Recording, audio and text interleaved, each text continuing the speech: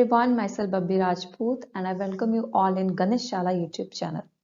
So in this video we are going to study about the in-text questions. हम in-text question actually solve करने वाले हैं इस video में, right? So starting from the first question we have state any two conditions essential for good health. देखिए इसमें आपका ये जो चैप्टर है ना why do we fall ill, इसमें आपके mainly conceptual questions हैं, right? मतलब आपको अगर आपने नहीं भी पढ़ा होगा, आपको थोड़ी सी भी नॉलेज होगी तो आप कर लोगे इनको, ठीक है। सो यहाँ पे जो मैंने आंसर लिख रखा है जरूरी नहीं है कि सेम टू सेम आप वैसा ही लिखें, आप अपना फ्रेम करके भी लिख सकते हैं ना। जैसे कि इसमें पूछा गया है state any two conditions essential for good health. They're asking कि ऐसी कौन सी दो कंडीशंस हो सकती हैं जो अच्छी सेहत के लिए जरूरी है। मैंने 5-6 लिख दिए एक्चुअली कंडीशंस, तो आप इनमें से कोई भी दो लिख सकते हो। आपके मन में कोई और कंडीशन है, ठीक है, तो आप उसको भी लिख सकते हो। इसका कोई एक प्रॉपर आंसर नहीं है कि मैंने 6 कंडीशंस लिखी तो वही होंगी, ठीक है, right. So 2 conditions require for the good health, वैसे 6 लिख रखे हैं, आप कोई भी 2 लिख सकते हो। State of physical, mental and social wellbeing, इसको इंक्लूड कर सकते हो। मतलब अगर हेल्थ की हम बात करें, ठीक है, नॉर्मली हम क्या समझते हैं कि अगर पर्सन है वो फिजिकली फिट है ना, तो वो हेल्दी है। But mental illness is also a disease, ठीक है। कोई पर्सन है उसको स्ट्रेस है या एंग्जाइटी हो रही है, ठीक है, तो that is also a cause of disease, वो भी एक डिजीज हो गया। That person is not healthy, लेकिन हम इसको इग्नोर कर देते हैं ना। बट आजकल के हम टाइम में बताएं तो मेंटल हेल्थ सबसे ज्यादा अफेक्टेड हो रही है, ठीक है। एंड सोशल वेलबिंग, मतलब वो सोशलाइज भी कर रहा है, लोगों से अच्छी तरीके से बात कर रहा है, ठीक है। सो ये चीज है इसमें। बेटर सराउंडिंग्स और एनवायरनमेंट, वो जिस सराउंडिंग में रह रहा है, जिस एनवायरनमेंट में रह रहा है, वो ठीक ठाक होना चाहिए। कहने का मतलब ये है कि आप जिस घर में रह रहे हो वहां पे प्रॉपर वेंटिलेशन होना चाहिए, ठीक है, राइट। एंड पॉल्यूशन नहीं होना चाहिए आसपास, ठीक है। ऐसे एनवायरनमेंट में मत रहो जहाँ पे आसपास मान लो 1-2 किलोमीटर के आसपास कोई फैक्ट्री है ना, वहां का पॉल्यूशन आ सकता है ना, राइट। सो पॉल्यूशन नहीं होना चाहिए, या ऐसी जगह पे नहीं रहना चाहिए जहाँ पे स्टेगनेंट वाटर है। स्टेगनेंट मतलब रुका हुआ पानी, तो वहां पे क्या हो सकता है, वहां पे जो मॉस्किटोज वगैरह हैं आपके, वो होने के चांसेस रहते हैं ना। सो आपको एक पर्टिकुलर अच्छी सी सराउंडिंग और एनवायरनमेंट में रहना चाहिए। Exercise and relaxation, we should do meditation, exercise, and yes, a body need relaxation also. A body need to be relaxed, है ना। होता है ना कि जैसे हम कोई गाड़ी चला रहे हैं तो ज्यादा देर तक हम उसको चलाएंगे तो वो क्या होती है, वो गर्म हो जाती है। इन द सेम वे आपकी बॉडी, अगर आप उसको काम करते रहोगे, उस पर काम करते ही रहोगे, तो क्या होगा, उसको भी रेस्ट चाहिए होगा proper. So give it a proper rest. Relaxation means give it a proper sleep, है ना। स्लीप आपको लेनी चाहिए 6 से 8 घंटे की, राइट। बीइंग डिजीज फ्री, अगर आप ये सब फॉलो कर रहे हो तो भाई आपको डिजीज नहीं होगी, right. And social and economic wellbeing, मतलब सोशली भी मतलब ठीक ठाक से सबसे बात करना चाहिए, और साथ ही साथ वो फाइनेंशियली भी ठीक होना चाहिए ना। ऐसा नहीं कोई गरीब वरीब है, राइट। तो आपने देखा होगा जो लोग मतलब थोड़े से इकोनॉमिक वेलबिंग नहीं होते, इकोनॉमिकली स्टेबल नहीं होते, ठीक है, तो उनके यहाँ पे अगर डिजीज वगैरह होने के चांसेस भी ज्यादा रहते हैं ना। आपने देखा होगा गांव वगैरह के आसपास, है ना। 6th है वो है लीडिंग स्ट्रेस फ्री लाइफ। ये आपका जो 6 पॉइंट है ये आपका मेंटल वाले में ही आ जाएगा, ठीक है। स्ट्रेस फ्री लाइफ आपको जीनी चाहिए, प्रॉपर आपको योगा एक्सरसाइजेस अपनी फैमिली के साथ टाइम है वो स्पेंड करना चाहिए। So you can write any 2 conditions that are required for good health. आप अपनी तरफ से भी इसको फ्रेम कर सकते हो। Question number 2 we have state any 2 conditions essential for being disease free, ठीक है। फ्री ऑफ डिजीज मतलब डिजीज फ्री, मतलब आप हमें ऐसी कोई 2 कंडीशन बता दो जिससे कि हमें डिजीज ना हो, है ना। पहले वाले क्वेश्चन में हमसे क्या पूछा गया था, 2 कंडीशंस पूछी गई थी एसेंशियल फॉर बीइंग हेल्दी, मतलब आप हेल्दी कैसे रह सकते हो, राइट। अब इसमें बोल रहे हैं कि ये क्वेश्चंस ना थोड़े से ही अलग हैं, मीनिंग देखो थोड़ा सा ही अलग लगेगा आपको इनमें, ठीक है। डिजीज फ्री कैसे रह सकता है कोई बंदा, मतलब उसको डिजीज ही ना हो, right. So the 2 conditions essential for being free of diseases are: number 1, personal and domestic hygiene. Maintain personal and domestic hygiene regularly. Clean your room, your private parts, etc.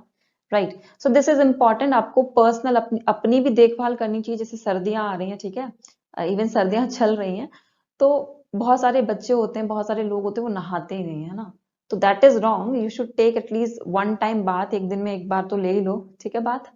So that is important. Your personal hygiene is very very important. आप जो कपड़े पहन रहे हो 2-2, 3-3, एक हफ्ते तक वही कपड़े पहन रहे हो, दैट इज नॉट गुड, है ना।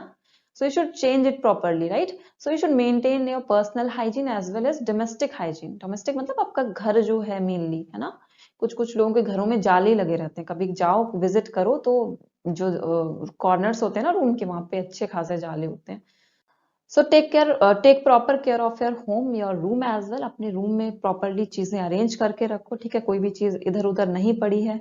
Okay, next is second is clean environment and surrounding. आपको जो ऐसे ऐसे एनवायरनमेंट में, ऐसे सराउंडिंग में रहना चाहिए जहाँ पे लेस पॉल्यूशन हो रहा हो। पॉल्यूशन कैसा भी हो सकता है, water pollution, air pollution, any type of pollution, but आपको वैसे एनवायरनमेंट में ही रहना चाहिए। प्रॉपर सैनिटाइजेशन फैसिलिटीज होनी चाहिए एंड प्रॉपर डिस्टेंसिंग होनी चाहिए। ऐसा नहीं कि रूम बहुत छोटे छोटे, अगर आप दिल्ली में जाओगे ना, और दिल्ली में आप कोई पीजी लेते हो, है ना, जैसे जो बच्चे कोचिंग लेते हैं या कोई कॉलेज में पढ़ते हैं, ठीक है, बाहर जाते हैं, तो वहां पे इतने छोटे छोटे रूम होते हैं ना, मतलब बेड पड़ा हुआ है, साइड में एक टेबल पड़ा हुआ है, रूम खत्म, बस दैट इज ऑल। ठीक है, आपने 2 कदम बड़े बड़े रखे और रूम खत्म। ठीक है, सो आपको प्रॉपर क्या करना चाहिए, आपको प्रॉपर कंजेस्टेड एरिया में नहीं रहना चाहिए। तो आपकी क्लीन एनवायरनमेंट होना चाहिए, एनवायरनमेंट में पॉल्यूशन नहीं होना चाहिए, स्टैग्नेंट वाटर नहीं होना चाहिए, एंड प्रॉपरली आपको क्लीन अप करते रहना चाहिए अपनी सराउंडिंग्स, ठीक है, एंड वो पॉल्यूशन फ्री होना चाहिए। ठीक है, question number 3, are the answers of the above question necessarily the same or different. मतलब ये पूछ रहे हैं कि ये जो 2 क्वेश्चन हमने पढ़े थे, पहला क्वेश्चन क्या था कि एसेंशियल कंडीशन किसके लिए थी, for good health, I think यही था हमारा answer, I mean question for good health. तो हमारी एसेंशियल कंडीशंस क्या होनी चाहिए गुड हेल्थ के लिए और डिजीज फ्री होने के लिए, है ना। तो दोनों अलग है, देखो बहुत छोटा सा माइन्यूट सा डिफरेंस है, लेकिन दोनों अलग है। एक बोल रहा है कि भाई हम कैसे अपनी सेहत अच्छी बना सकते हैं, और एक सेहत अच्छी बनाना बहुत सारी चीजें आ जाती है, एक्सरसाइज वगैरह में भी आ जाती है, इसमें many things are there, right. And एक बोल रहा है डिजीज फ्री हम कैसे रह सकते हैं। तो अगर आप ध्यान से देखो ना, तो फर्स्ट वाला सेकेंड वाला जो फर्स्ट का पार्ट ही तो है ना। अगर आप अपनी सेहत अच्छी बना लोगे तो आपको डिजीज होगी ही नहीं, है ना। तो ये सेकंड वाला क्या हो गया, फर्स्ट का पार्ट हो गया, right. So the answer to the above questions are different because the person may be free of disease but his mental, social और economical health may not be good. ठीक है, सो सेकंड वाला देखो किस तरीके से अलग है। सबसे पहले हमारा जो फर्स्ट पार्ट था वो ये बता रहा था कि भाई हमें 2 कंडीशन बता दो being from which we can achieve the good health, and the second part was हमें 2 कंडीशन बता दो जिससे हम डिजीज फ्री रह सकते हैं। तो अगर पर्सन, दोनों अलग है, अगर पर्सन गुड हेल्थ मेंटेन करके चल रहा है तो उसका वो डिजीज फ्री हो ही जाएगा, है ना। लेकिन डिजीज फ्री किस बेसिस पे अलग है, देखो डिजीज फ्री में हम सिर्फ डिजीज की बात कर रहे हैं, और डिजीज आपको कैसे होते हैं, फिजिकली आपकी बॉडी के अंदर जा रहा है, ठीक है, तो वो चीज आ गई इसमें। तो डिजीज फ्री का मतलब ये नहीं है कि जो बंदा है वो मेंटली भी मेंटली वो अच्छा है एंड उसको स्ट्रेस नहीं हो रहा है, या सोशली भी वेलबिंग है। This related to your physical factors, आपके फिजिकल फैक्टर से रिलेटेड है ये, मेंटली एंड सोशली, कि अब वो बंदा मेंटली ठीक है कि नहीं, उसे स्ट्रेस हो रहा है कि नहीं, एंजाइटी हो रही कि नहीं, डिजीज नहीं बता सकता है। एंड सोशली वेलबिंग है कि नहीं, ये डिजीज फ्री नहीं बता सकता है। ठीक है, सो इस तरीके से दोनों क्वेश्चन हैं वो अलग हैं। Question number 4, list any 3 reasons why you would think that you are sick and ought to see a doctor। आपको 3 रीजन, देखो इसका आंसर भी ना अलग हो सकता है, आप अपने हिसाब से लिख सकते हो, ठीक है। सो list any 3 reason why you would think that you are sick। आपको क्यों ऐसा लगता है कि आप सिक हो, बीमार हो, and ought to see a doctor, आपको डॉक्टर के पास जाना चाहिए। If only one of these symptoms were present would you still go to the doctor, why or why not। ठीक है, सो आपको 3 रीजन बताने हैं आपको डॉक्टर के पास क्यों जाना है। फॉर एग्जाम्पल आपके अगर हेडेक हो रहा है तो आपको डॉक्टर के पास जाना चाहिए। सेकंड, कोल्ड एंड कफ है तो, लूज मोशंस हो रहे हैं तो, ठीक है, this indicate that there may be disease. अब ये देखो हेडेक हो रहा है, कभी कभी क्या होता है कि हम ज्यादा देर तक, अब तो खैर ऐसा टाइम आ गया है कि हम लैपटॉप या स्क्रीन के बिना कोई काम कर ही नहीं सकते, है ना। तो हमें तो भाई घंटों घंटों भर तक, मान लो हम 2-3 घंटे लगातार हमारी क्लासेस चल रही हैं, या हम कुछ ऑफिस का काम कर रहे हैं ना, तो उस स्क्रीन से हम कह सकते हैं बहुत ज्यादा अटैचमेंट हो गया है ना। पहले जो फिजिकल एक्टिविटी करते थे अब तो वो भी बंद हो गई है ना। सो इस वजह से भी हेडेक हो सकता है। मान लो आप 2-4 घंटे तक लैपटॉप के सामने या स्क्रीन के सामने बैठे हो, तो उस वजह से भी हेडेक होने लगता है आपको, ठीक है। एंड कोल्ड एंड कफ, तो अभी तो मौसम भी ऐसा है कि कोल्ड एंड कफ हो सकता है, खैर ओमिक्रॉन भी फैल रहा है, ठीक है। So take care of yourself and loose motions. तो हमें जाना चाहिए डॉक्टर के पास, ओके। दिस इंडिकेट दैट, ये इंडिकेट कर रहा है कि डिजीज हो भी सकती है। अब आपको चांस नहीं लेना है, खैर हम इंडियंस बहुत चांस लेते हैं, जब तक आफत नहीं आ जाती ना बिल्कुल, तब तक डॉक्टर के पास विजिट ही नहीं करते हैं, राइट। सो ये इंडिकेशन है, मान लो हेडेक हो रहा है तो हेडेक का रीजन कोई जानवन भी हो सकता है, मान लो कुछ प्रॉब्लम हो सकती है आपके, ठीक है, माइग्रेन वगैरह या कुछ भी, ठीक है, भगवान ना करे ऐसा हो। So this indicates that there may be presence of disease, disease हो भी सकती है नहीं भी हो सकती है, but does not indicate what disease is, right. सो ये बता नहीं रहा, जैसे हेडेक हो रहा है, हेडेक स्ट्रेस की वजह से भी होने लगता है, कभी कभी आप घंटों घंटों स्क्रीन के सामने बैठे हो तब भी हेडेक हो रहा है, ठीक है। या हो सकता है आपको माइग्रेन है, तो माइग्रेन में जो कभी कभी होता है कि एक साइड ही जो हमारा हेड का होता है वो उसमें पेन होने लगता है, या पूरे सर में भी पेन होने लगता है। माइग्रेन डिफरेंट डिफरेंट टाइप का होता है, ठीक है। सो ये बता नहीं रहा है, जैसे हेडेक मैंने बोल दिया तो आपको नहीं पता किस रीजन से हो रहा है। सो ये डिजीजेस तो है, ये बता रहा है, हो भी सकता है नहीं भी हो सकता है डिजीज, लेकिन कौन सी डिजीज है एग्जैक्टली वो नहीं पता है हमें, क्योंकि ये सिम्टम्स है। Should still visit the doctor for the treatment and to know the cause of above symptoms. So you should visit the doctor. You should, अगर आपको कोई भी symptoms आपको कोई भी symptoms इसमें से दिख रहे हैं, so you should visit the doctor. Even in case of a single symptom, ये तो हमने 3 लिख दिए, अगर single symptom भी दिख रहा है तो you should visit to the doctor and get proper treatment. ठीक है? Question number 5, in which of the following case do you think the long-term effect on your health are likely to be most unpleasant? मतलब आपकी ये हमें कुछ options दे रखे हैं, आपको ये बताना है कि लॉन्ग टर्म डिजीज कौन सा, मतलब कौन सा ऐसा डिजीज है जो हमारी बॉडी में लॉन्ग टर्म के लिए इफेक्टिव है, ठीक है, बहुत नुकसान पहुंचाएगा लॉन्ग टर्म के लिए। पहला, if you get jaundice. Second is if you get lice. Lice मतलब जो आपके जुए वगैरह होते हैं ना सर पे, उसको बोलते हैं। And if you get acne. So इसमें क्या होगा आपका answer, in the above case lice and acne are the acute problem. Acute आपको याद होगा, एक्यूट डिसीजेस कौन से होते हैं, वो डिजीजेस जो शॉर्ट टाइम के लिए रहते हैं, जैसे कि फीवर हो गया, आज है कल चला गया, है ना। जैसे मान लो आपको हेडेक हो गया, तो हेडेक कुछ टाइम के लिए है एंड देन वो चला गया, है ना। So these are the acute problems और acute diseases which actually they happen in your body for a short period of time, बहुत कम समय के लिए रहते हैं, which last only for the short period of time। तो एक्ने आपने देखा होगा, कुछ लोग होते हैं ना, लड़कियों में बेसिकली ज्यादा होते हैं, बड़ा कॉन्शियस होती है इस चीज के लिए कि एक्ने हो गए, तो एक्ने होते हैं कुछ टाइम बाद वो चले भी जाते हैं। जैसे लाइस है, लाइस मतलब जू हो जाना अपने सर पे, तो वो है कुछ टाइम के बाद चले भी गए, ठीक है। बट जॉन्डिस क्या होता है, jaundice is what your jaundice आपका क्या हो गया, लॉन्ग टाइम के लिए रहता है, ठीक है। So are health which can be cured in short duration, मतलब अगर लाइस और एक्ने है तो वो शॉर्ट टाइम के लिए रह रहे हैं, तो हमारी हेल्थ है, हम रिकवर हो सकते हैं उन चीजों से। But jaundice is the disease that can have most unpleasant effect on your health and as it affect the most important organ of our body, that is liver।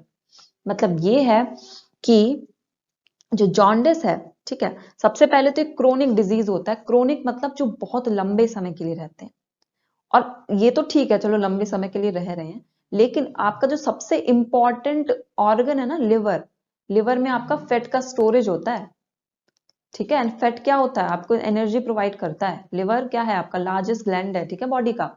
So fat का storage होता है, energy provide करता है। अगर liver की functioning खराब होगी तो फैट स्टोर कहाँ होगा और आपको एनर्जी कहाँ से मिलेगी फिर, है ना। सो बहुत इंपॉर्टेंट ऑर्गन है हमारा लिवर, एंड ये जॉन्डिस क्या करता है, हमारे लिवर पे ही हमला करता है, राइट। एंड दूसरी बात ये है, चलो हमला कर दिया, दूसरी बात ये लॉन्ग टर्म के लिए रहता है, मतलब बहुत लंबे समय तक हमारा जो लिवर है उसको क्या होने वाला है, उसको नुकसान होने वाला है, ठीक है। लिवर हमारा लार्जेस्ट ग्लैंड होता है। तो आई होप आपको समझ में आ गया होगा इस क्वेश्चन का मतलब। इस क्वेश्चन में ये पूछा गया था कि ऐसा कौन सा डिजीज है, 3 प्रॉब्लम्स हमको नीचे गिवन थी, और उन्होंने पूछा कि भाई इन तीनों में से ऐसी कौन सी प्रॉब्लम है जो बहुत लंबे समय तक के लिए हमारी बॉडी को अफेक्ट करेगी, ठीक है। That is jaundice. Question number 6, why are we normally advised to take bland and nourishing food when we are sick? Bland and nourishing food होता है मतलब ये उबला हुआ खाना। जैसे आप जब बीमार नहीं होते तो आप स्ट्रीट फूड बड़ा खाते हो ना, दिल्ली के मोमोज और चाउमीन और वट एवर इट इज, ठीक है। सो बड़ा क्रेज है आजकल के बच्चों में स्ट्रीट फूड, पिज्जा, बर्गर, ये सब खाना। लेकिन जब हम बीमार होते हैं तो डॉक्टर क्यों नहीं बोलता भाई आप जाके स्ट्रीट फूड खाओ, है ना। मन तो वही करता है ना कि स्ट्रीट फूड खाएं, खूब पिज्जा के साथ कोको कोला पिए, राइट। तो डॉक्टर क्यों नहीं ये बोलता है कि भाई आप स्ट्रीट फूड खाओ, क्यों बोलता है कि ब्लैंड एंड नरिशिंग ऐसे फूड, जैसे साग सब्जी हो गई जो किसी को नहीं पसंद है ना, सूप हो गया, टमाटर का सूप हो गया आपका, या किसी का भी सूप हो गया, तो क्यों ऐसा डॉक्टर बोलता है कि भाई आपको उबला हुआ खाना खाना है, राइट। तो उसके पीछे कुछ ना कुछ तो रीजन होगा। तो पढ़ते हैं, as we advise to tell take होगा, यहाँ पे गड़बड़ है, take. Okay, as we are advised to take bland and nourishing food when we are sick because क्यों, our body needs energy to overcome the disease। हमारी body के अंदर क्या है बच्चे, हमारी बॉडी के अंदर डिजीज हो चुका है ना, और हमको चाहिए फाइट करना उस डिजीज से। तो फाइट करने के लिए हमें क्या खाना होगा, ऐसा फूड खाना होगा जो हमें एनर्जी दे। और एनर्जी कौन से फूड देते हैं, आप सबको पता है एनर्जी कौन देता है, ग्रीन वेजिटेबल्स खाओ, है ना, उबला हुआ खाना खाओ, घर का खाना खाओ। लेकिन नहीं, हमें स्ट्रीट फूड खाना, जबकि पता है स्ट्रीट फूड से कोई एनर्जी नहीं मिलती, बट स्टिल, है ना, हमें नालायक बनना है। So because our body needs energy to overcome the disease, हमारी बॉडी को एनर्जी चाहिए होती है ताकि वो किससे फाइट करे, वो डिजीज से फाइट करे। एंड इसीलिए हमें एनर्जी रिच फूड खाना होगा। भाई एनर्जी आपको चाहिए तो आपको क्या खाना होगा, एनर्जी रिच फूड। और एनर्जी रिच फूड कहाँ से मिलता है, nourishing food provides nutrient to our body that will further provide energy and make new cells। देखो कभी भी डिजीज हमारी बॉडी में आता है ना, तो आपने सेल चैप्टर पढ़ा होगा, हमारी बॉडी सेल से बनी, तो हमारे ना सेल्स को नुकसान पहुंचाता है, हमारे सेल्स को किल करता है ये, कि भाई इसके पास अगर सेल ही नहीं रहेंगे तो ये बंदा खुद ही मर जाएगा। बड़ा चालाक होता है डिजीज, लेकिन हम भी बहुत चालाक है। हमने कहा नहीं, हम खाएंगे energy rich food. Energy rich food कौन सा हो गया, हमारे साग सब्जी हो गए, सूप्स वगैरह हो गए, घर का खाना हो गया, है ना। मेनली बॉइल्ड फूड ज्यादा हम प्रेफर करते हैं। वो क्या करेगा, हमें एनर्जी रिच फूड खाने तो हमें एनर्जी देगा, और एनर्जी क्या करेंगे, नए सेल बनाएंगे। ठीक है, अब यहाँ पे 3 सेल थे, मान लो अब 4 हो गए, नए सेल बनते जा रहे, 5 6 7 8 9, और कहा कि चलो अब डिजीज तुम्हारी छुट्टी, अब तुम यहाँ से जाओ। ठीक है, अब मैं रिकवर हो गया हूँ, अब तुम्हारी नहीं चलेगी, अब मैं तुमसे फाइट करूंगा। ठीक है, so during sickness body overcome weak and the digestive system does not work properly. हम जब बीमार होते हैं ना, तो हमारा डाइजेस्टिव सिस्टम काम ही नहीं करता है। ठीक है, so easily digested food need to be taken during this period. अगर हम बॉइल्ड फूड खाएंगे, अगर स्पाइसेस की आप बात करो, जैसे आपने स्ट्रीट फूड की बात की, तो वहां पे बच्चे इतना मसाला होता है ना, और ऐसा ऐसा ऑयल यूज करते हैं 2-3 बार कि बंदे का पेट ही खराब हो जाए जो पहली बार खाए, है ना। आपकी तो आदत बन गई होगी। अगर हम स्ट्रीट फूड उस टाइम प्रेफर करेंगे ना, तो उसमें बहुत सारे मसाले होते हैं, जल्दी डाइजेस्ट नहीं होता है।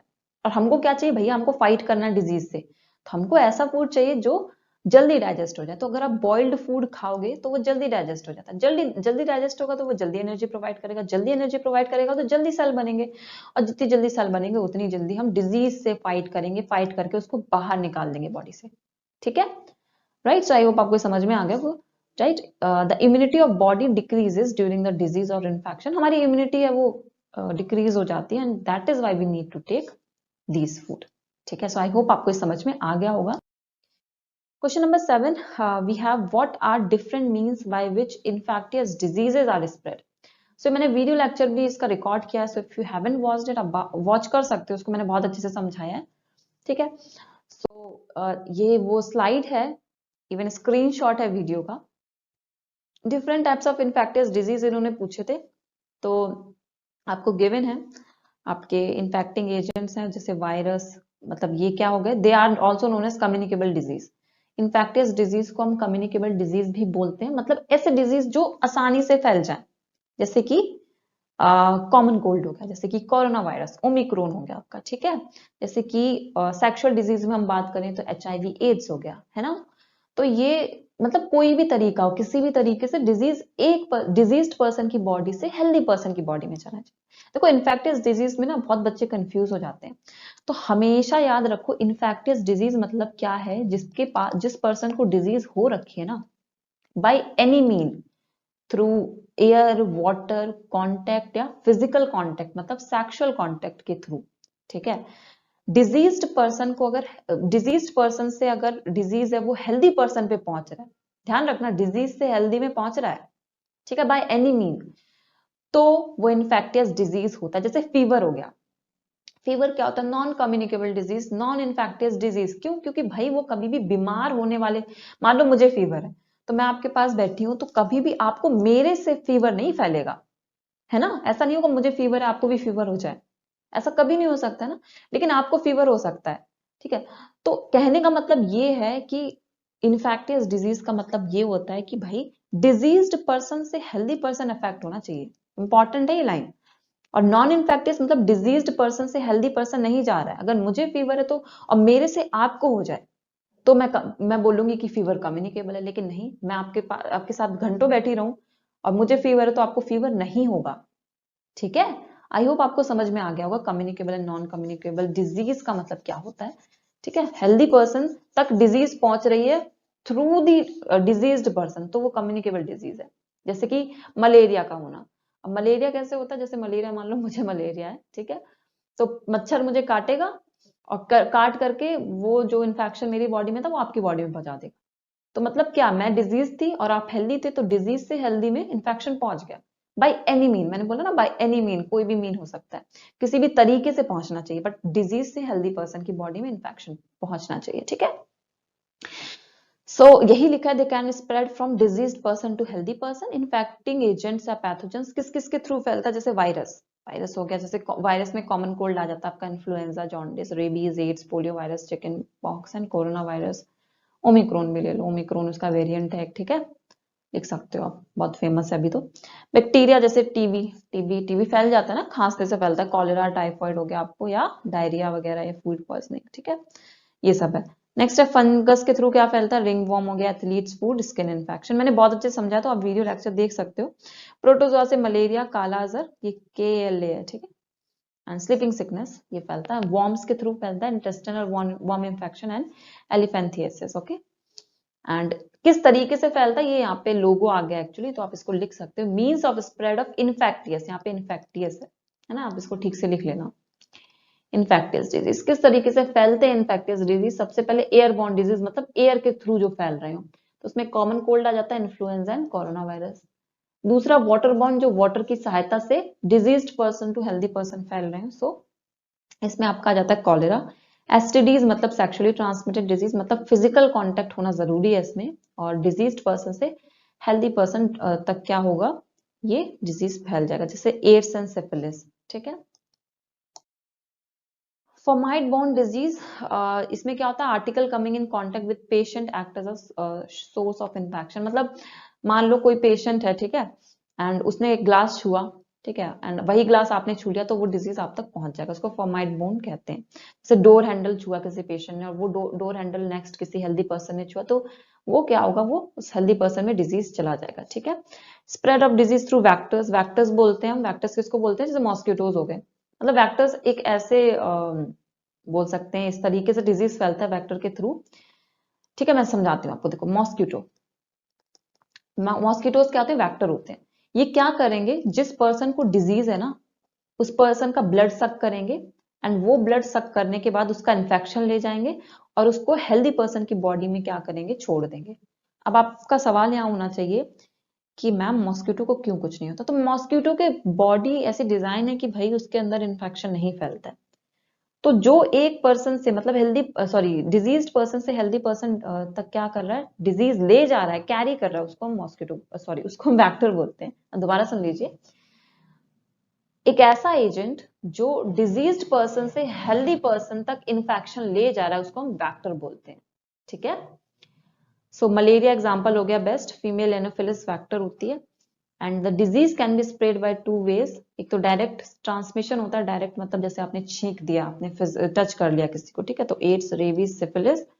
इनडायरेक्ट मतलब किसी और के थ्रू, जैसे मलेरिया हो गया आपका। ओके, मलेरिया आपका किसके थ्रू फैलता है, ये फैलता है आपके मॉस्किटो के थ्रू, वेक्टर के थ्रू। टाइफाइड, टाइफाइड में क्या करते हैं, आपका फीकल मैटर होगा, ठीक है, जो आपका वेस्ट जो आपकी बॉडी से बाहर निकलता है, अगर उसमें फ्लाइज बैठ गई, वो फ्लाई जाके किसी ऐसे पर्सन की खाने पे बैठ गई जो खाना खाने जा रहा है और वो हेल्दी था, तो वो डिजीज उसको भी हो जाएगा, मतलब आपके थ्रू उसको हुआ। देखो एनी मीन्स लिखा था ना, किसी भी तरीके से डिजीज पहुंचना चाहिए हेल्दी पर्सन की बॉडी में, तो यहाँ पे मच्छर है, सॉरी मक्खी है, वो क्या कर रही है, एज अ वेक्टर काम कर रही है। And tuberculosis and common cold. ठीक है, तो आई होप आपको ये समझ में आ गया होगा। The question number 8, what precautions can you take in your school to reduce the incidence of infectious disease? देखो ये क्वेश्चन आने के चांसेस हैं, क्योंकि अभी फैल रहा है भाई, अभी दौर है कोरोना वायरस का, और अभी आ गया उसका नया वेरिएंट ओमिक्रॉन, है ना। बहुत जल्दी वायरसेस की एक खास बात होती है कि बहुत जल्दी वो अपना वेरिएंट ले आते हैं। ठीक है, सो इसको थोड़ा ध्यान से लिखना, क्वेश्चन हो सकता है पूछा जाए। ठीक है, सो पूछ रहे हैं कि भैया आपको डिजीज ना हो, और वो भी डिजीज कौन सी, इन्फेक्टियस डिजीज। तो कोरोना वायरस एक इन्फेक्टियस डिजीज है, ठीक है, कम्युनिकेबल डिजीज है, अभी हमने पढ़ा था, इन्फेक्टियस मतलब कम्युनिकेबल। तो आप ऐसे क्या प्रिकॉशंस ले सकते हो अपनी तरफ से जिसकी वजह से आपको इन्फेक्शन ना फैले, आपकी बॉडी में डिजीज ना आए। सबसे पहले drinking clean and hygiene water, आपको अपना वाटर ले जाना चाहिए। Second, preventing accumulation of water in surrounding, मतलब ये है कि आपको पानी स्टेगनेंट नहीं रखना चाहिए। जैसे ये आपका घर है तो उसकी छत पे पानी ना भरे, अब तो बारिश भी हो रही है सर्दियों में, है ना, इसके आसपास भी क्या हो, पानी ना भरे, तो वो स्टेगनेशन ऑफ वाटर, स्टेगनेशन मतलब ठहरा हुआ पानी, है ना, वो आपको दूर करना है, राइट, वरना वहां पे मॉस्किटोज आ जाएंगे। Keeping the toilet neat and clean, toilets को भी नीट एंड क्लीन रखो। And avoiding consumption of uncovered food and eat other eatables, even you should avoid street food for this time, ठीक है। And using handkerchief to cover your mouth while sneezing and coughing, आपको अपने तरफ से भी mask वगैरह लगा के रखना चाहिए जब भी आप बाहर जाओ, ठीक है। लोग तो ऐसे घूम रहे हैं जैसे कि वायरस कभी था ही नहीं। Next is encouraging students and their parents to take vaccination against infectious disease. अब तो बच्चों के लिए भी वैक्सीन आ गई है, सो ठीक है, सो आपको क्या करना चाहिए, वैक्सीनेशन है वो प्रॉपरली, मतलब वैक्सीन है वो लगवा लेनी चाहिए, ठीक है। And following social distancing to avoid spread of disease like COVID, ये मैंने अपनी तरफ से ऐड कर दिया इसको, कि आपको कोविड जैसे, कोरोना वायरस जैसे जो कंटेजियस डिजीज है, पैंडेमिक है, उसको क्या करना चाहिए, उसको आपको अवॉइड करना चाहिए social distancing and by applying mask and sanitizer, ठीक है, ज्यादा निकलना ही नहीं चाहिए घर से बाहर, राइट। सो ये इंपॉर्टेंट क्वेश्चन बनता है, हो सकता है पूछा जाए। So question number 9 we have is what is immunization. Immunization इसको भी ध्यान में रखो, ये भी पूछा जा सकता है, ठीक है, क्योंकि ये वैक्सीनेशन से रिलेटेड है। So immunization is a process of administration injecting of vaccine into a healthy person, ठीक है। So इसमें क्या क्या करते हैं, हम वैक्सीन को हेल्दी पर्सन की बॉडी में इंजेक्ट करते हैं in order to develop immunity against the disease. अब मेरी बात ध्यान से सुनना, ठीक है, अब तो वैक्सीन खैर सबके लिए आ गई और सबको ही लगवानी चाहिए। आपने मान लो वैक्सीन लगवाई कोई, मान लो कोवैक्सीन लगवाई या कोविशील्ड या फाइजर, कोई भी, तो याद रखना, पहले ध्यान से सुनना, हड़बड़ा मत जाना मैम ये क्या बोल रहे हो आप, है ना, पहले ध्यान से सुनना पूरी बात। तो कोवैक्सीन में क्या करते हैं, वो थोड़ा सा जो वायरस होता है ना वो डाल देते हैं। आपने कोई भी वैक्सीन कभी भी जिंदगी में पहले भी लगवाई हो इवन, तो उसमें भी उन्होंने क्या किया होगा, वो वैक्सीन जिस वायरस के लिए बनी होगी वो वायरस उस वैक्सीन में होगा, है ना। मान लो ये वैक्सीन है मेरे पास, तो इसमें क्या होगा, कोरोना वायरस होगा। तो आप बोलोगे मैम पागल है क्या, बोलोगे आप पागल हो गए हो क्या, आप हमें हमें तो कोरोना वायरस से बचना है ना, तो इसमें कोरोना वायरस चला गया और हमारी बॉडी में वो वैक्सीन लगवा दी तो हमें तो कोरोना वायरस हो जाएगा, है ना। तो इसमें हम क्या करते हैं, थोड़ा सा कोरोना वायरस डाल देते हैं, क्यों, क्योंकि अगर ये वैक्सीन हमारी बॉडी के अंदर जाएगी ना बच्चे, तो क्या होगा, हमारी बॉडी इसके अगेंस्ट, मान लो ये वायरस आ गया है ना, तो इसके अगेंस्ट क्या होगी, हमारी बॉडी एंटीबॉडीज डेवलप कर लेगी। ध्यान रखना इस चीज को हमेशा, जब भी कोई डिजीज हमारी बॉडी में होता है, हमारी बॉडी में एंटीबॉडीज बन जाती है। एंटीबॉडीज क्या करती हैं, फाइट करती हैं, ये फाइट करती हैं, they are the fighter of our body. ये फाइट करती हैं किससे, डिजीज से, ठीक है। तो अभी कोरोना वायरस इतना कम आया हमारी बॉडी में, तो हमारी बॉडी में एंटीबॉडीज डेवलप होगी अगेंस्ट दिस कोरोना वायरस, ठीक है। और अब क्या होगा, अब मान लो फ्यूचर में, अब ये क्या करेंगे, एंटीबॉडीज आपको इस कोरोना वायरस को पहचान लेंगी, ठीक है। जैसे आपके घर में मान लो कोई गेस्ट आया, आप नहीं जानते उसे, ठीक है, आप नहीं जानते हो, आप नहीं जानते हो किस तरीके से बात करते हैं, उनके थॉट्स क्या है, वो किस तरीके के पर्सन है, ठीक है। मान लो नेक्स्ट टाइम आप इस बार उनसे मिले, ठीक है, आपको लगा अरे ये तो बड़े बदतमीज किस्म के इंसान है ना। तो नेक्स्ट टाइम अगर वो आएंगे तो आप क्या करोगे, आप पहले से ही तैयार होकर बैठोगे कि भाई मुझे ये चीजें बोलनी है इस पर्सन से, अगर ये बोलेगा ऐसा तो मेरे को गुस्सा नहीं होना है, ठीक है, क्योंकि ये चाहता है मैं गुस्सा हूं और मैं कुछ गलत बोलूं, ठीक है। सो इस तरीके से सेम होता हमारी बॉडी के साथ, कि अगर वायरस हमारी बॉडी में थोड़ा सा हमने डाल दिया, तो भाई उसने, हमारी बॉडी ने क्या किया, हमारी बॉडी ने एंटीबॉडीज डेवलप कर ली। वो क्या करती है, वो फाइट करती है किससे, डिजीज से। तो हमारी बॉडी अब क्या करेंगी, कोरोना वायरस को पहचान जाएंगी, है ना, पहचान जाएंगी। तो अगर आपको फ्यूचर में कभी कोरोना वायरस होगा ना, लार्ज अमाउंट में ही होगा ऑफ कोर्स, ठीक है, तो आपके बॉडी में पहले से ही एंटीबॉडीज डेवलप हैं, वो वायरस को पहचान चुकी हैं। तो एंटीबॉडीज डेवलप होने में ना टाइम लगता है, तो एंटीबॉडीज डेवलप होने में इन फ्यूचर टाइम नहीं लगेगा, क्योंकि वो पहले इस वायरस को पहचान चुकी हैं। जैसे मैंने आपको गेस्ट का एग्जाम्पल दिया था ना, आपके घर में गेस्ट आए तो आपको उनको समझने में पहली बार टाइम लगेगा। आप मान लो कोई ऐसा चैप्टर पढ़ते हो जो आपको नहीं आता, तो आपको पहली बार समझने में टाइम लगता है ना, दूसरी बार आप जब समझते हो आपको आसान लगता है कि हाँ भाई इस चैप्टर में ये टॉपिक इस पेज पे, इसके बाद ये टॉपिक है, इसके बाद ये क्वेश्चन है, फिर ये है, आप पहचान चुके हो उसको, आपके लिए इजी बन जाता है। तो सेम हमारी बॉडी के साथ भी होता है। अब कोरोना वायरस क्या कर रहा है, नए नए वेरिएंट ला रहा है, कभी sorry Covid I mean virus क्या कर रहा है, नए नए वेरिएंट ला रहा है, अभी ओमिक्रॉन आ गया। तो इसीलिए ये जो वैक्सीन है वो भी हमें क्या करनी पड़ रही है। खैर अभी तो कोवैक्सीन या कोविशील्ड है जो भी है वो ओमिक्रॉन के लिए ठीक है ना, मतलब हम लड़ सकते हैं ओमिक्रॉन के अगेंस्ट। इसका मतलब ये नहीं कि आप बिना मास्क लगाए हुए बाहर चले जाओ, है ना, बट स्टिल ओमिक्रॉन है, उसका कुछ ना कुछ स्ट्रक्चर है, उसका कुछ ना कुछ केमिकल कंटेंट है, वो अलग हो गया एज कम्पेयर टू जो अदर वायरसेस आए हैं, ठीक है। So vaccination is important. Vaccine आप समझ गए किस तरीके से क्या होता है इसमें, ठीक है। So immunity means ability of a body to recognize the disease. तो वैक्सीनेशन के दौरान क्या होता है, हमारी बॉडी इम्यूनिटी डेवलप कर लेती है अगेंस्ट डिजीज। इम्यूनिटी मतलब क्या होता है, एबिलिटी टू रिकॉग्नाइज डिजीज, वो डिजीज को रिकॉग्नाइज कर लेती है, डिस्ट्रॉय कर लेती है, eliminate external disease causing agents. ऐसे डिजीजेस जो ऐसे एजेंट्स जो डिजीज कॉज कर रहे हैं वो उनको क्या करती है, वो उनको बॉडी से बाहर फेंक देती है, ठीक है। This immunization through administring vaccine is known as vaccination. इसको ही वैक्सीनेशन बोलते हैं, मतलब vaccination is a part of immunisation.